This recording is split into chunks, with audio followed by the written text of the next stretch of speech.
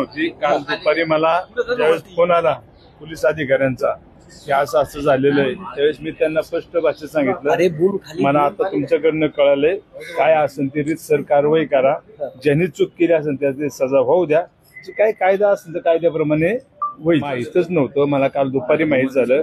आणि जो गुन्हा फिर्यादी आहे ते जर चौकीत गेलं गुन्हा दाखल करायचं म्हणलं तर कोण नाही म्हणू शकत नाही, किंवा कोणी सांगा बाबा आम्ही म्हणलो फोन करून आपण गुन्हा दाखल नाही, आम्हालाच माहित नाही, कुणालाच माहित नाही, त्यांनाच माहित काय घडलं ते।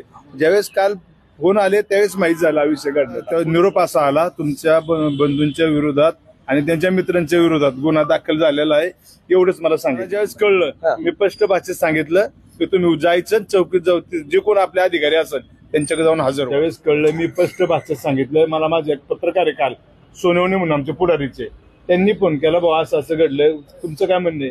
मी स्पष्ट भाषेत सांगितले, तू बिनधास्त सांग, माझं स्पष्ट सांगले, चुकीचं काम कोणी केलं असेल तर मी त्यात कधीच हस्तक्षेप करणार नाही। मग तो माझा भाऊ असू द्या, माझा मित्र असो किंवा कोणी असो, कारण माझा इतिहास आहे, अख्ख्या तालुक्याला माहिती आहे, मी चुकीचं काम माझ्या घरच्यांनी केलं तरी कुणाला सोडत नाही, मग तो कुणी असो। बंदुकीचा परवाना आहे का त्यांच्याकडे? बंदुकीचा परवाना आहे का? त्याच्याकडे बंदुकीचा परवाना नाहीये आणि त्याच्याकडे बंदूक नव्हती, ज्याची बंदूक आहे तो मान्य करीन ना की बाबा कोणी बंदूक कुणाची